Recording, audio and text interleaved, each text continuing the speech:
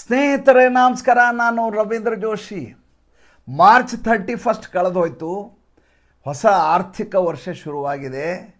ಆ ಲೆಕ್ಕದಲ್ಲಿ ಹಳೆಯ ವರ್ಷದ ಅಕೌಂಟನ್ನು ನಮ್ಮ ಅನ್ನೌನ್ ಗನ್ಮ್ಯಾನ್ಗಳು ಚುಕ್ತಾ ಮಾಡ್ತಾ ಇದ್ದಾರೆ. ಕಳೆದ ಒಂದು 10 ದಿವಸಗಳ ಅವಧಿಯಲ್ಲಿ ಕಡಿಮೆ ಅಂದರೂ 5 ರಿಂದ 6 ಜನ ಆತಂಕಿಗಳನ್ನು ಅನ್ನೌನ್ ಗನ್ಮ್ಯಾನ್ಗಳು ನೇರವಾಗಿ ಮೇಲ್ಗಡೆ ಜನ್ನತ್ಗೆ ಕಳಿಸಿದ್ದಾರೆ. ಮೇಲ್ಗಡೆಯಿಂದ ಈಗ ಒಂದು ಸಂದೇಶ ಬಂದಿದೆ. ಈ 72 ಹೂರೆ ಅಂತಿದಾರಲ್ಲ, 72 ಜನ ಅಪ್ಸರೆಯರು, ಅವರು ಒಂದು ಇಂಟಿಮೇಷನ್ ಕಳಿಸಿದ್ದಾರೆ. ದಯವಿಟ್ಟು ಈ ರೀತಿ ನಮಗೆ ನೀವು ತೊಂದರೆ ಕೊಡಬೇಡಿ, ಒಬ್ಬರಿಂದೊಬ್ಬರು ಈ ರೀತಿ ಕ್ಯೂ ಹಚ್ಕೊಂಡು ನಿಂತರೆ ನಮಗೆ ಸಾಕಾಗಿ ಹೋಗಿದೆ, ನಮಗೆ ಆಗ್ತಾ ಇಲ್ಲ, ನಿತ್ರಾಣ ಆಗಿ ಹೋಗಿದ್ದೀವಿ ನಾವು. ದಯವಿಟ್ಟು ಇಷ್ಟು ಫಾಸ್ಟಾಗಿ ಜನ್ನತ್ತಿಗೆ ಇವ್ರನ್ನ ಕಳಿಸಬೇಡಿ ಅಂತ ಆ ಕಡೆಯಿಂದ ಇಂಟಿಮೇಷನ್ ಬಂದಿದೆ. ಮೊನ್ನೆ ಒಂದು ಖೈಬರ್ ಪಖ್ತೂನ್ಖ್ವಾದಲ್ಲಿ ನಡೆದಂಥ ಘಟನೆಯನ್ನು ಹೇಳ್ತೀನಿ, ಎಷ್ಟು ಮಜಾ ಇದೆ ಅಂತ ಕೇಳಿ. ಅಲ್ಲಿ ಒಬ್ಬ ಈ ಹಿಜ್ಬುಲ್ಲಾ ಮುಜಾಹಿದೀನ್ನ ಕಮಾಂಡರ್ ಆತ. ಅಲ್ಲಿ ಟ್ರೈನಿಂಗ್ ಕೊಡ್ತಾ ಇರೋನು ಒಂದು ಕ್ಷೌರಿಕರ ಅಂಗಡಿಗೆ ಬರ್ತಾನೆ ದಾಡಿ ಮಾಡಿಸ್ಕೊಳ್ಳಿಕ್ಕೆ. ಅವರು ದಾಡಿ ಮಾಡಿಸ್ಕೊಳ್ಳೋದಿಲ್ಲ, ಮೀಸೆ ಮಾತ್ರ ತೆಗಿತಾರೆ, ಗಡ್ಡ ಹಾಗೆ ಇರುತ್ತೆ. ಗಡ್ಡನ ಕೆಲವೊಬ್ಬರು ಟ್ರಿಮ್ ಮಾಡಿಸ್ತಾರೆ, ಕೆಲವರು ಮಾಡಿಸಲ್ಲ. ಬರ್ತಾನೆ, ಬಂದು ಕೂತ್ಕೋತಾನೆ. ಒಂದು ಕೂತವನು ಶೇವಿಂಗ್ ಮಾಡಬೇಕು ಅಂತ ಹೇಳ್ತಾನೆ, ಮೀಸೆ ತೆಗಿವು ಅಂತ ಹೇಳ್ತಾನೆ, ಮುಚ್ಚೆ ನಿಕಾಲು ಅಂತ ಹೇಳಿದ ತಕ್ಷಣ ಆತ ಏನು ಈತನ ಬಗ್ಗೆ ಪ್ರೀತಿ ಬರುತ್ತೋ ಏನೋ ಆ ಕ್ಷೌರಿಕನಿಗೆ ಗೊತ್ತಿಲ್ಲ, ಇದ್ದಕ್ಕಿದ್ದ ಹಾಗೆ ಆತನ ಮೀಸೆಯನ್ನು ಬೋಳಿಸೋ ಬದಲು ಕತ್ತನ್ನು ಕತ್ತರಿಸಿಬಿಡ್ತಾನೆ. ಕತ್ತನ್ನು ಕತ್ತರಿಸಿದ ವ್ಯಕ್ತಿ ಇದ್ದಕ್ಕಿದ್ದ ಹಾಗೆ ಪರಾರಿ ಆಗಿಬಿಡ್ತಾನೆ, ನಾಪತ್ತೆ ಆಗಿಬಿಡ್ತಾನೆ. ಯಾವ ಈ ಬಾರ್ಬರ್ ಶಾಪ್ ಇತ್ತಲ್ಲ, ಆ ಬಾರ್ಬರ್ ಶಾಪನ್ನು ಸುಳಿವನ್ನು ಹುಡುಕೊಂಡು ಎಲ್ಲಿ ಹೋದರೂ ಕೂಡ ಈತ ಎಲ್ಲಿಂದ ಬಂದಿದ್ದ, ಯಾವಾಗ ಇಲ್ಲಿ ಬಂದು ವ್ಯವಹಾರ ಶುರು ಮಾಡಿದ, ಯಾವುದೇ ಮಾಹಿತಿ ದಕ್ಕೋದೇ ಇಲ್ಲ. ಕೇವಲ 1.5 ತಿಂಗಳ ಹಿಂದೆ ಅಲ್ಲಿ ಬಂದು ಅಂಗಡಿಯನ್ನು ಆತ ಶುರು ಮಾಡ್ತಾನೆ, ಕ್ಷೌರಿಕನಾಗಿ ಅಂಗಡಿ ಶುರು ಮಾಡ್ತಾನೆ. ಈಗ ಪಾಕಿಸ್ತಾನ ಹೇಳ್ತಾ ಇದೆ ಇದು ನಾಮಾಲೂಮ್ ಅಫ್ತಾಫ್ನಿಂದ ಶುರುವಾಗಿದ್ದದು. ನಾಮಾಲೂಮ್ ಅಫ್ತಾಫ್ ಅಂದರೆ ಏನಿದು? ನಮ್ಮಲ್ಲಿ ಅನ್ನೋನ್ ಗನ್ಮ್ಯಾನ್ ಅಂತೀವಲ್ಲ, ಅದಕ್ಕೆ ಅವರು ನಾಮಾಲೂಮ್ ಅಫ್ತಾಫ್ ಅಂದರೆ ನಾಮಾಲೂಮ್ ಅಂದರೆ ಗೊತ್ತಾಗದೇ ಇರೋ, ಅಫ್ತಾಫ್ ಅಂದರೆ ಮುಗಿಸೋರು ಅಂತ. ನಾಮಾಲೂಮ್ ಅಫ್ತಾಫ್ಗಳು ಹೊಡೆದಿದ್ದಾರೆ ನಮ್ಮನ್ನು.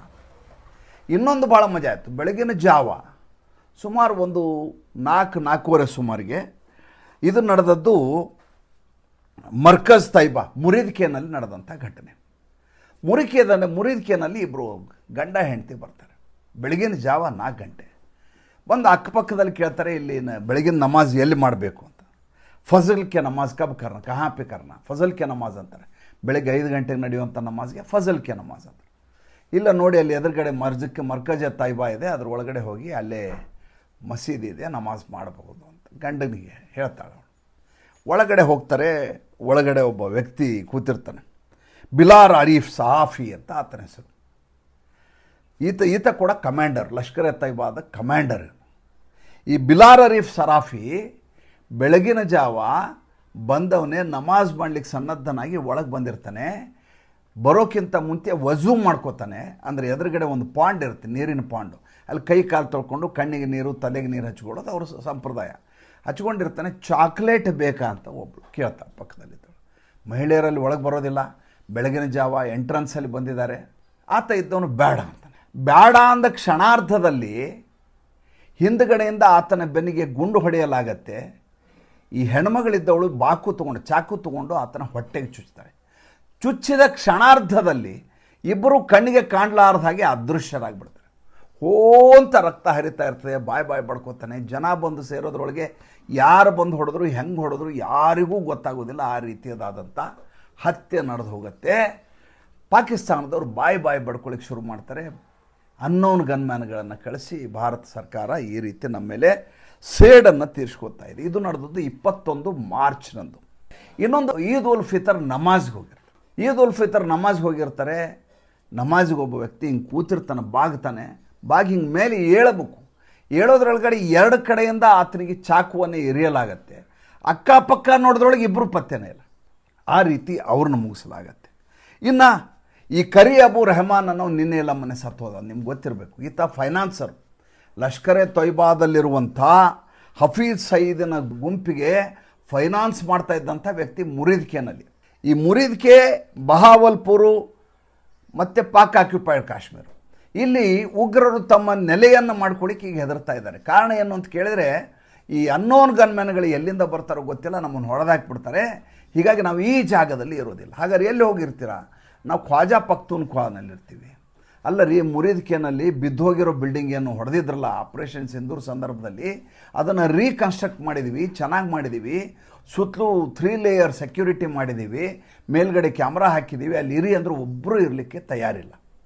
ಈ ಕರಿ ಅಬು ರೆಹಮಾನ್ ಇದಾನಲ್ಲ, ಈತನನ್ನು ಕೂಡ ಇದೇ ರೀತಿ ಹತ್ಯೆ ಮಾಡಲಾಯಿತು. ಈತ ಫೈನಾನ್ಸ್ ಬೇರೆ ಮಾಡ್ತಾ ಇದ್ದ LETಗೆ, ಲಷ್ಕರ್ ಎ ತಯ್ಬಾಗೆ. ಹಫೀಜ್ ಸಯೀದ್ಗೆ ಆಶ್ಚರ್ಯ ಆಗಿಬಿಟ್ಟಿದೆ, ಹೇಗೆ ಸಾಧ್ಯ ಆಯ್ತಿದು? ಏಕೆಂದರೆ ನಮ್ಮದು ಈ ರೀತಿಯಾದಂಥ ಭದ್ರತಾ ವ್ಯವಸ್ಥೆಯನ್ನು ಇಟ್ಕೊಂಡಿದ್ದೀವಿ. ಮೊದಲನೇದಾಗಿ ಪಾಕಿಸ್ತಾನದ ಸೈನ್ಯ ಮತ್ತು ಪಾಕಿಸ್ತಾನದ ಪೊಲೀಸ್ ಇಬ್ಬರೂ ಕೂಡ ನಮಗೆ ಸಹಕಾರಿಯಾಗಿ ನಮಗೆ ಎಲ್ಲ ರೀತಿಯ ರಕ್ಷಣೆಯನ್ನು ಕೊಡ್ತಾ ಇದ್ದಾರೆ. ನಮ್ಮ ಮಧ್ಯೆ ಈಗ ದ್ವೇಷ ಇಲ್ಲವೇ ಇಲ್ಲ. ಮುಂಚೆ ಆದರೆ ಗ್ಯಾಂಗ್ ವಾರ್ ರೀತಿಯಲ್ಲಿ 2 ಗುಂಪುಗಳ ಮಧ್ಯೆ ನಡೀತಾ ಇತ್ತು. ಅಂಥದ್ದರಲ್ಲಿ ಹುಡುಕಿಕೊಂಡು ಹೋಗಿ ಯಾರು ನಮಗೆ ಈ ರೀತಿ ಭಾರತದಲ್ಲಿ ಹೋಗಿ ಉಗ್ರ ದಾಳಿ ಮಾಡಿ ಬಂದಿದ್ದಾರೆ ಅವ್ರನ್ನೇ ಟಾರ್ಗೆಟ್ ಮಾಡಿ ಹೆಂಗೆ ಹೊಡಿತಾ ಇದ್ದಾರೆ ಅನ್ನುವಂಥ ಭಾಳ ದೊಡ್ಡ ಯೋಚನೆಯಲ್ಲಿ ಪಾಕಿಸ್ತಾನದಲ್ಲಿರುವಂಥ ಉಗ್ರ ಸಂಘಟನೆಗಳು ಆಲೋಚನೆ ಮಾಡ್ತಾ ಇದ್ದಾವೆ. ಒಂದು ಹಳೆಯ ಘಟನೆಯನ್ನು ಈ ಸಂದರ್ಭದಲ್ಲಿ ತಮಗೆ ಪ್ರಸ್ತಾಪ ಮಾಡಲೇಬೇಕು. ಯಾಕೆಂದರೆ ಇದು ನಮ್ಮ ಕುಲಭೂಷಣ್ ಯಾದವ್ಗೆ ಸಂಬಂಧಪಟ್ಟಂಥ ಘಟನೆ ಆಗಿದ್ದರಿಂದ ನನಗೆ ಯಾವತ್ತೂ ಹೃದಯ ಕಲಕುವಂಥ ಸನ್ನಿವೇಶ. ನನಗೆ ಯಾಕೋ ಏನೋ ಕುಲಭೂಷಣ್ ಯಾದವ್ ಅಂದ ತಕ್ಷಣ ಒಂದು ಕ್ಷಣ ಮನಸ್ಸು ಖಿನ್ನ ಆಗಿಬಿಡುತ್ತೆ, ಮಾತಾಡಲಿಕ್ಕೆ ಮನಸ್ಸೇ ಆಗೋದಿಲ್ಲ. ಯಾವ ಸ್ಥಿತಿಯಲ್ಲಿರ್ಬೋದು ಆ ಮನುಷ್ಯ? ನಮಗೋಸ್ಕರ ತನ್ನ ಬದುಕನ್ನೇ ಪಣಕ್ಕಿಟ್ಟಂತಹ ವ್ಯಕ್ತಿ. ಆತನನ್ನು ನಾವು ವಾಪಸ್ ಕರೆಸಿಕೊಳ್ಳಿಕ್ಕೆ ಆಗಲಾರದ ಅಸಹಾಯಕ ಸ್ಥಿತಿಯಲ್ಲಿದ್ದೀವಿ. ಪಾಪ ಯಾವ ಸ್ಥಿತಿಯಲ್ಲಿರ್ಬೋದು ಅನ್ನುವ ಸಂಕಟ. ಅದಕ್ಕೆ ಸಂಬಂಧಪಟ್ಟಂಥ ಒಂದು ಘಟನೆಯನ್ನು ತಮ್ಮೆದುರಿಗೆ ಹೇಳ್ತೇನೆ. ಇದು 2013ರಲ್ಲಿ ನಡೆದಂಥ ಘಟನೆ. ಪಾಕಿಸ್ತಾನದಲ್ಲಿ ಲೆಫ್ಟಿನೆಂಟ್ ಜನರಲ್ ಆಗಿ ಕೆಲಸ ಮಾಡಿದಂಥ ಹಬೀಬ್ ಜಹೀರ್ ಅಂತ ಒಬ್ಬ ವ್ಯಕ್ತಿ. ಆತ ರಿಟೈರ್ ಆಗ್ತಾರೆ. ಹಬೀಬ್ ಜಹೀರ್ ಲೆಫ್ಟಿನೆಂಟ್ ಜನರಲ್ ಆಗಿ ರಿಟೈರ್ ಆಗ್ತಾರೆ. ರಿಟೈರ್ ಆದಮೇಲೆ ನಾನು ನಿವೃತ್ತಿ ಆದಮೇಲೆ ನನಗೆ ಯುನೈಟೆಡ್ ನೇಷನ್ಸಲ್ಲಿ ಕೆಲಸ ಮಾಡಬೇಕು ಅಂತ ಆತನಿಗೆ ಆಸೆ. ಆತ ಲಿಂಕ್ಡ್ಇನ್ನಲ್ಲಿ ಒಂದು ಅಕೌಂಟ್ ಮಾಡ್ತಾರೆ. ಮಾಡಿ ನಾನು ಹಿಂಗೆ ಪಾಕಿಸ್ತಾನ ಸೈನ್ಯದಲ್ಲಿ ಸೇವೆ ಮಾಡಿದ್ದೇನೆ, UN ಯಾವುದಾದ್ರೂ ಓಪನಿಂಗ್ಸ್ ಇದ್ದರೆ ನನ್ನನ್ನು ನೀವು ಕರಿಬಹುದು ಅಂತ. ಇದಕ್ಕಿದ್ದ ಹಾಗೆ ಮೈಕ್ ಅನ್ನುವಂಥ ಒಬ್ಬ ವ್ಯಕ್ತಿ ಯುನೈಟೆಡ್ ನೇಷನ್ಸ್ ಕಡೆಯಿಂದ ಈತನಿಗೆ ಕರೆ ಮಾಡ್ತಾನೆ. ಮಾಡಿ ಹೇಳ್ತಾನೆ, ನಮ್ಮಲ್ಲಿ ನಿಮಗೆ ಸೂಟ್ ಆಗುವಂಥ ಕೆಲಸ ಇದೆ, ನೀವು ತಕ್ಷಣದಲ್ಲಿ ನೀವು ಒಮಾನಿಗೆ ಬರಬೇಕು. ತಕ್ಷಣ ಈತ ತನ್ನ ಹೆಂಡತಿ ಮಕ್ಕಳಿಗೆಲ್ಲ ಹೇಳಿ, ಇಲ್ಲ ನನಗೆ ಯುನೈಟೆಡ್ ನೇಷನ್ಸಲ್ಲಿ ಕೆಲಸ ಇದೆ, ನನಗೆ ಒಮಾನಿಗೆ ಇಂಟರ್ವ್ಯೂ ಕರೆದಿದ್ದಾರೆ, ನಾನು ಒಮಾನಿಗೆ ಹೋಗ್ತಾ ಇದ್ದೀನಿ ಅಂತ. ಈ ಮನುಷ್ಯ ಮೈಕ್ ಅನ್ನುವಂಥ ಒಬ್ಬ ಅಮೇರಿಕನ್ ವ್ಯಕ್ತಿ ಈತನಿಗೆ ಕರೆ ಮಾಡಿದ್ದು. ಈತ ಒಮಾನಿಗೆ ಹೋಗ್ತಾನೆ. ಒಮಾನಿಗೆ ಹೋಗಿ ಮನೆಗೆ ಫೋನ್ ಮಾಡ್ತಾನೆ, ನಾನು ಬಂದಿದ್ದೀನಿ, ಸುರಕ್ಷಿತವಾಗಿದ್ದೀನಿ ಅಂತೆಲ್ಲ ಹೇಳ್ತಾನೆ. ಅಲ್ಲಿಂದ 2ನೇ ಕರೆ ಮಾಡ್ತಾನೆ. ಈಗ ನಾನು ನೇಪಾಳಲ್ಲಿದ್ದೀನಿ, ಲುಂಬಿನಿಯಲ್ಲಿದ್ದೀನಿ, ನನಗೆ ಇಲ್ಲಿ ಕರೆಸಿದ್ದಾರೆ ಅಂತ. ಆ ಲುಂಬಿನಿಗೆ ಬಂದ ಆದಮೇಲಿಂದ ಈತ ನಾಪತ್ತೆ. ಹಬೀಬ್ ಜಹೀರ್ ಅಂಥೇಳಿ ಲೆಫ್ಟಿನೆಂಟ್ ಜನರಲ್. ಯಾರು ಈತ? ಯಾಕೆ ಹೀಗೆ ನಾಪತ್ತೆ ಆದ?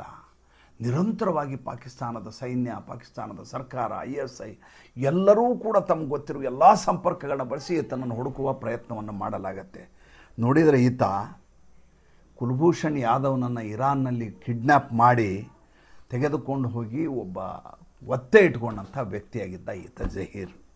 ಈತ ಇವತ್ತು ನಾಪತ್ತೆಯಾಗಿದ್ದಾನೆ. ನಾಪತ್ತೆ ಹೆಂಗಾದ ಅಂತ ಯಾರಿಗೂ ಗೊತ್ತಿಲ್ಲ. ಏನು ಬುದ್ಧನ ಸ್ತೂಪ ಇತ್ತು, ಅಲ್ಲಿ ಹೋಗಿ ಧ್ಯಾನ ಮಾಡ್ಕೊಂಡು ಕೂತ್ನೋ, ಅಥವಾ ಹೆಂಡತಿ ಜೊತೆ ಗಲಾಟೆ ಮಾಡ್ಕೊಂಡು ಅಲ್ಲೇ ಸೆಟ್ಲ್ ಆದ್ನೋ, ಅಥವಾ ಹೇಳಿದ್ನಲ್ಲ ನಾನು ನಾ ಮಾಲೂಮ್ ಅಫ್ತಾರ್, ಅವ್ರು ಯಾರಾದರೂ ಬಂದು ಈತನನ್ನು ಮುಗಿಸಿದ್ರ, ಅಥವಾ ಮೈಕ್ ಹೆಸರಲ್ಲಿ ಒಂದು ಅಕೌಂಟ್ ಮಾಡಿ ಈತನನ್ನು ಟ್ರ್ಯಾಪ್ ಮಾಡಿದ್ರ. ಯಾಕೆಂದರೆ ಯಾವ ವಿಶ್ವಸಂಸ್ಥೆಯ ವೆಬ್ಸೈಟ್ನಲ್ಲಿ ಈತನಿಗೆ ಆಹ್ವಾನ ಬಂದಿತ್ತೋ, ಯಾವ ಫೋನ್ ನಂಬರ್ ಮೂಲಕ ಕರೆ ಬಂದಿತ್ತೋ ಎಲ್ಲವೂ ಸ್ತಬ್ಧಗೊಂಡಿದ್ದಾವೆ. ಯಾವ ಸಂಪರ್ಕಗಳಲ್ಲಿಯೂ ಈ ವ್ಯಕ್ತಿ ಹಬೀಬ್ ಜಹೀರ್ ಅನ್ನುವಂಥ ವ್ಯಕ್ತಿ ಸಿಗ್ತಾ ಇಲ್ಲ. ಇದರ ಮಧ್ಯೆ ಇನ್ನೊಂದು ಘಟನೆ ನಡೆಯುತ್ತೆ. ಏನಪ್ಪ ಅಂದರೆ, ನಮ್ಮ ನಿಖಿಲ್ ಗುಪ್ತಾ ಅನ್ನುವಂಥ ಒಬ್ಬ ವ್ಯಕ್ತಿ ಭಾರತದ ರಾ ಏಜೆಂಟ್ ಅಂತ ಈಗ CIAನವರು ಇಟ್ಕೊಂಡಿದ್ದಾರೆ. ಕೇಳಿದರೆ ಈತ ಪನ್ನೂನ ಹೊಡಿಲಿಕ್ಕೆ ಬಂದಿದ್ದ. ನಮ್ಮ ಅಮೇರಿಕೆಯ ಪ್ರಜೆಯಾದಂಥ ಪನ್ನೂನನ್ನು ಮುಗಿಸ್ಲಿಕ್ಕೆ ಬಂದು. ನೋಡಿ ಹೆಂಗಿದೆ ಅಮೇರಿಕಾ. ಈತ ಉಗ್ರ ಪತ್ವಂತ್ ಸಿಂಗ್ ಪನ್ನು. ಈತನಿಗೆ 2 ಪಾಸ್ಪೋರ್ಟ್, ಒಂದು ಕೆನಡಾ ಪಾಸ್ಪೋರ್ಟು, ಒಂದು ಅಮೇರಿಕಾ ಪಾಸ್ಪೋರ್ಟು. ಇರೋದು ಅಮೇರಿಕಾದಲ್ಲಿ. ಇಲಿಯ ರೀತಿಯಲ್ಲಿ ಇರೋದು ಭಾರತದಲ್ಲಿ ಧಮಕಿ ಹಾಕೋದು. ಏರ್ ಇಂಡಿಯಾ ಎಕ್ಸ್ಪ್ರೆಸ್ಸನ್ನು ಬ್ಲಾಸ್ಟ್ ಮಾಡ್ತೀನಿ, ಯಾರು ಸಿಕ್ಕರ ಹತ್ಕೋಬೇಡಿ, ಇನ್ನು ಅಲ್ಲಿ ಹೊಡಿತೀನಿ, ಇಲ್ಲಿ ಹೊಡಿತೀನಿ, ನಿಮ್ಮನ್ನು ಯಾರನ್ನೂ ಉಳಿಸಲ್ಲ ಅಂತ ಅಲ್ಲಿ ಅಮೇರಿಕಾದಲ್ಲಿ ಕೂತ್ಕೊಂಡು ಧಮಕಿ ಹಾಕೋದು. ತಾಕತ್ತಿರಲಾರ್ದಂಥ ನಿರ್ವೀರ್ಯ ವ್ಯಕ್ತಿ ಈತ. ಈತನನ್ನು ಹೊಡಿಬೇಕು ಅಂತ ಓಡಾಡ್ತಾ ಇದ್ರು ನಿಖಿಲ್ ಗುಪ್ತಾ ಅಂಥೇಳಿ. ಆತನಿಗೆ ಸಂತೋಷ್ ಯಾದವ್ ಅನ್ನೋರು ಸಹಾಯ ಮಾಡ್ತಾ ಇದ್ದಾರೆ ಅನ್ನುವಂಥ ಲೆಕ್ಕಾಚಾರ ಇತ್ತು. ಈ ಮಧ್ಯೆ ಮೊನ್ನೆ ಒಂದು ಬೆಳವಣಿಗೆ ಆಯಿತು. ಏನಪ್ಪ ಅಂದರೆ, ಇದ್ದಕ್ಕಿದ್ದ ಹಾಗೆ ನಮ್ಮ ನಾರ್ತ್ ಈಸ್ಟ್ನಲ್ಲಿ 7 ಜನ ಯುಕ್ರೇನಿಯನ್ರು ಪ್ಲಸ್ 8 ಜನ ಸಿಕ್ಕಾಕೊಂಡ್ಬಿಟ್ರು. ಇವರೆಲ್ಲ ಭಾರತದಲ್ಲಿ ಗುಪ್ತಚರ ಮಾಹಿತಿಯನ್ನು ಕಲೆಕ್ಟ್ ಮಾಡಲಿಕ್ಕೆ ಬಂದವರು ಮತ್ತು ಉಗ್ರ ಚಟುವಟಿಕೆ ನಡೆಸ್ಲಿಕ್ಕೆ ಬಂದವರು ಅಂತ. ಅದರಲ್ಲೊಬ್ಬ ವ್ಯಾನ್ ಡೆಕ್ ಅಂತ ಆತನ ಹೆಸರು. ಈ ವ್ಯಾನ್ ಡೆಕ್ಕು ಬಂದಂಥ 7 ಜನ ಪ್ಲಸ್ 8 ಜನ ಇದ್ದಾರೆ. ಅವ್ರಿಗೆ ಆರ್ಮ್ಸ್ ಆ್ಯಂಡ್ ಎಮ್ಯುನಿಷನ್ಸ್ ಹೆಂಗೆ ಬಳಸಬೇಕು ಅಂತ ಟ್ರೈನಿಂಗ್ ಕೊಟ್ಟಂಥ ಮನುಷ್ಯ. ಈತ ಸಿಕ್ಕಾಕೊಂಡ್ಮೇಲೆ ಈಗ ಆತನನ್ನು ಒಳಗೆ ಹಾಕಲಾಗಿದೆ, ವ್ಯಾನ್ ಡೆಕ್ನನ್ನು. ಆತನ ಪತ್ತೆ ಹಚ್ಚಿದ ಮೇಲೆ ಗೊತ್ತಾಗಿದ್ದೇನೆಂದರೆ ಈತ CIA ಏಜೆಂಟು ಅಂತ. ಅಲ್ಲಿ ಕುಲಭೂಷಣ್ ಯಾದವ್ ಅಲ್ಲಿ ಕೂತಿದ್ದಾರೆ. ಅದಕ್ಕೆ ಪ್ರತಿರೋಧವಾಗಿ ಭಾರತದಲ್ಲಿ ಈಗ ವ್ಯಾನ್ ಡೆಕ್ನನ್ನು ಒಳಗೆ ಹಾಕಲಾಗಿದೆ. ಒಂದೊಂದಾಗಿ ಮಾಹಿತಿಯನ್ನು ಸಂಗ್ರಹಿಸುವ ಕೆಲಸ ನಡೀತಾ ಇದೆ. ನೋಡಿ, ರಿಸರ್ಚ್ ಆ್ಯಂಡ್ ಅನಾಲಿಸಿಸ್ ವಿಂಗ್ ಅಂತ ಹೇಳ್ತಾರೆ, ರಾಗೆ. ಇವರು ಪಾಕಿಸ್ತಾನಿಗೆ ರಾ ಅಂತ ಕರೀತಾರೆ. ಅವರು ರಾನೇ ಉಠಾಕೆ ಲೇಕೆ ಚಲೆಗೆ ರಾ ವಾಲೆ ಐತೆ ಅಂತ ಹೇಳ್ಕೊಂಡು ಓಡಾಡ್ತಾರೆ. ಅವ್ರಿಗೆ ಹಿಂದೂಗಳು ಅಂದರೆ ನಮಗೆ ಭಾರತೀಯರು ಅನ್ನೋ ಲೆಕ್ಕ ಇಲ್ಲ. ಅವ್ರಿಗೆ ಭಾರತೀಯರಿಗೆ ಅವರು ಹಿಂದೂ ಬನಿಯಾ ಹೇ ತುಮ್ ಲೋಗ್ ಅಂತ, ನಾವು ಹಿಂದೂ ಬನಿಯಾ ಅಂತೆ. ಅವರು ಜಂಗ್ಜೂ ಅಂತೆ. ಜಂಗ್ ಅಂದರೆ ಯುದ್ಧ, ಜಂಗ್ಜೂ ಅಂದರೆ ಯುದ್ಧದ ಕಲಿಗಳು ಅಂತ, ಪರಾಕ್ರಮಿಗಳು, ತಮ್ಮನ್ನು ತಾವು ಪರಾಕ್ರಮಿಗಳು ಅಂತ ಕರ್ಕೊಳ್ಳೋದು. ನಾವು ಹಿಂದೂ ಬನಿಯಾ ಲೋಗ್ ಹೈ ಆಪ್ ಅಂತ ನಮಗೆ ಹೇಳೋದು. ಈ ರೀತಿ ಇದ್ದಂಥವರ ಒಂದೊಂದು ಸಂಪರ್ಕಗಳನ್ನು ಹೇಗೆ ಈ ಅನ್ನೋನ್ ಗನ್ಮ್ಯಾನ್ಗಳು ಅಕೌಂಟ್ ಸೆಟ್ಲ್ ಮಾಡ್ತಾ ಇದ್ದಾರೆ ಅಂತ ಹೇಳಲಿಕ್ಕಾಗಿ ಈ ಸಂಚಿಕೆಯನ್ನು ಮಾಡಿದ್ದೆ. ಮಾರ್ಚ್ 31 ಕ್ಲೋಸರು. ಎಷ್ಟು ಜನ ಬೇಕೋ ಅಷ್ಟು ಜನರನ್ನು ಕಳಿಸಿ ಆಯಿತು. ಎಷ್ಟು ಸಾಧ್ಯವೋ ಅಷ್ಟು ನಮ್ಮ ಸೇವೆಯನ್ನು ಭಾರತ ಸರ್ಕಾರ ಪಾಕಿಸ್ತಾನಕ್ಕೆ ತೀರಿಸ್ತಾ ಇದೆ. ಮತ್ತು ಮುಂದಿನ ಸಂಚಿಕೆಯಲ್ಲಿ ಹೊಸ ವಿಷಯದೊಂದಿಗೆ ಬರ್ತೀನಿ. ಈ ಸಂಚಿಕೆ ಹೇಗೆ ಅನ್ನಿಸ್ತು ದಯವಿಟ್ಟು ತಿಳಿಸಿ. ನಮಸ್ಕಾರ.